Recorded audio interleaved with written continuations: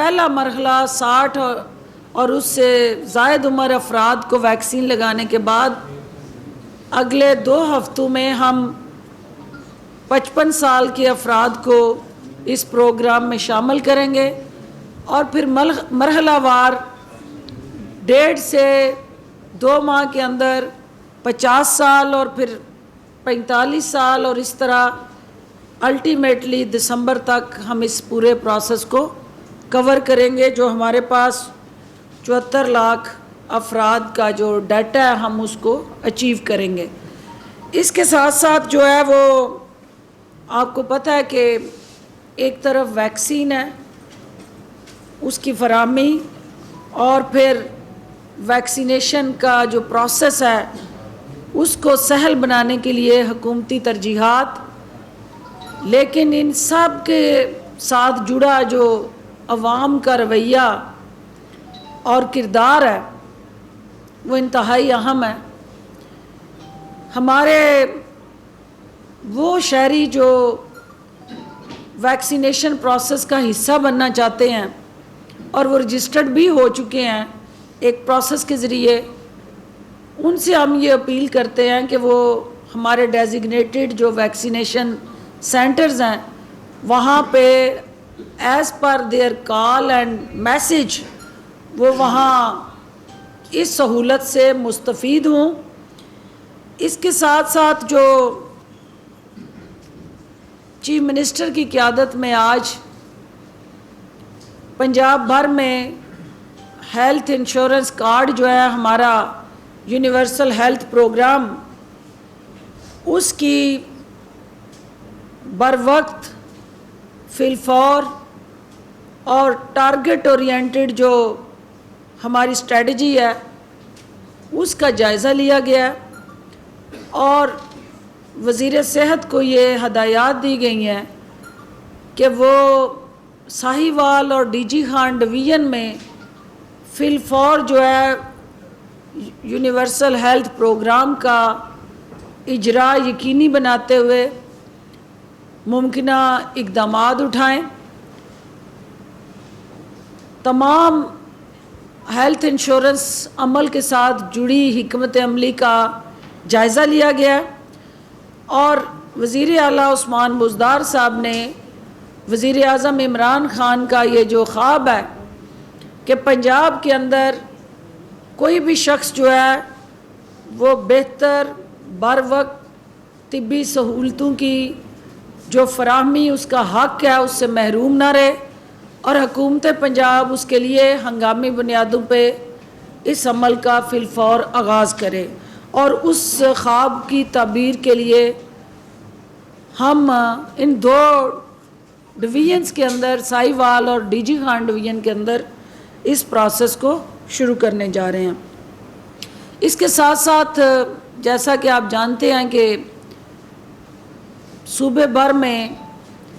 जो इस वक्त एक तरफ कोरोना का चैलेंज है और पंजाब के थिकली पॉपुलेटेड डिस्ट्रिक्ट्स, वहाँ इन्फेक्शन का बढ़ता हुआ जो दबाव है उससे निपटना हुकूमती तरजीहात में नंबर 1 तरजीह है। दूसरी तरफ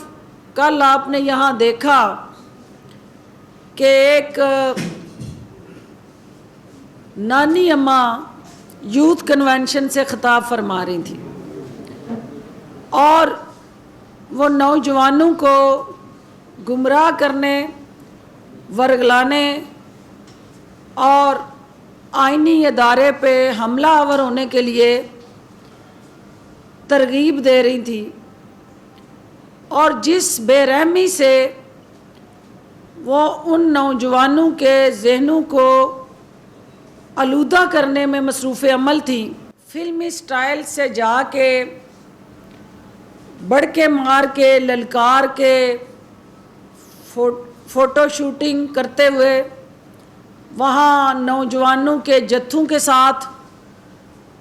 अदारे को प्रेशराइज़ करके अपने ख़िलाफ़ स्याहकारी और काले करतूतों को पर्दा डाल के जिस तरह का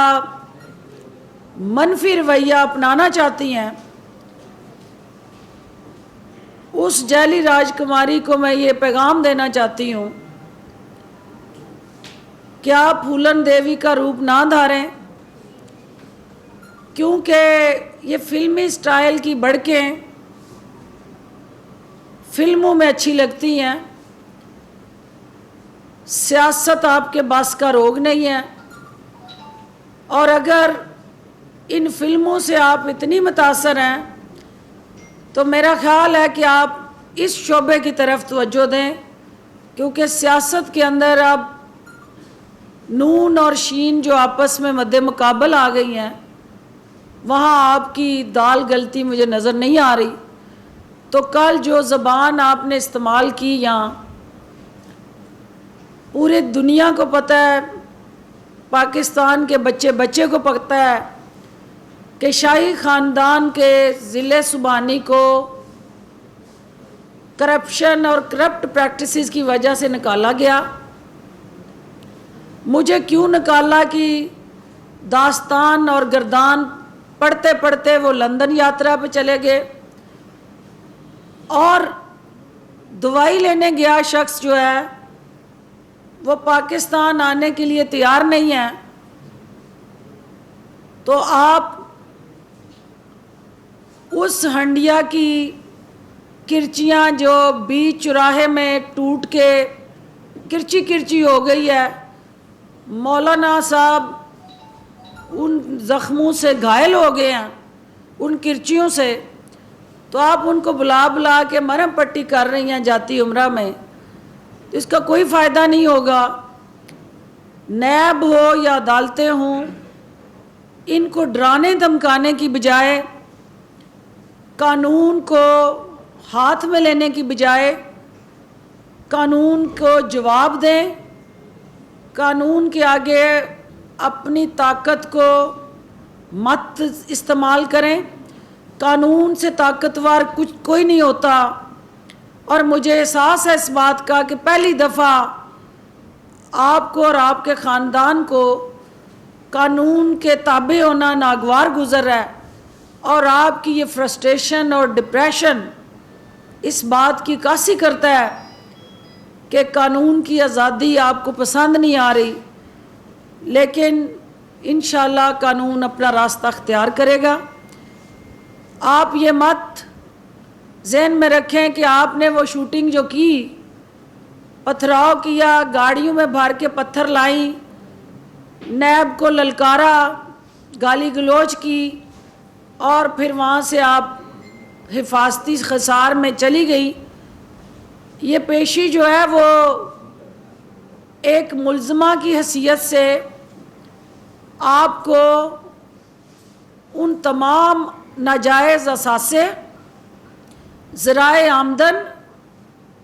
और किकबैक्स, मनी लॉन्ड्रिंग और करप्शन के जो थद्दे हैं, उन पे आपकी नज़रें डलवाने के लिए बुलाया जा रहा है। तो आप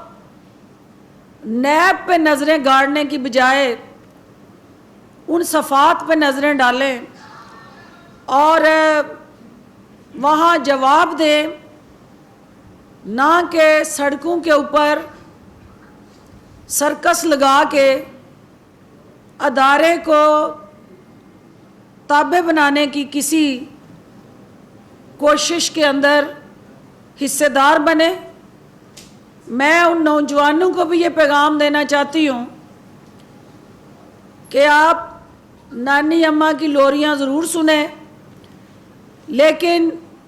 जिसने भी कानून हाथ में लिया और अदारों के ऊपर हमलावर होने की साजिश में हिस्सेदार बना, वो अपना मुस्तकबिल जो है, आप इस कौम के जवान मामार और कीमती असासे हैं। हम नहीं चाहते कि आपके हाथ जो हैं वो कानून शिकनी के साथ रंगे जाएं। इनका हाथों में हम कलम और टेक्नोलॉजी के साथ जुड़ा रोड मैप देखना चाहते हैं, ना कि पत्थर, लाठियाँ और डंडे जो आप में तकसीम करके यहाँ लाने के लिए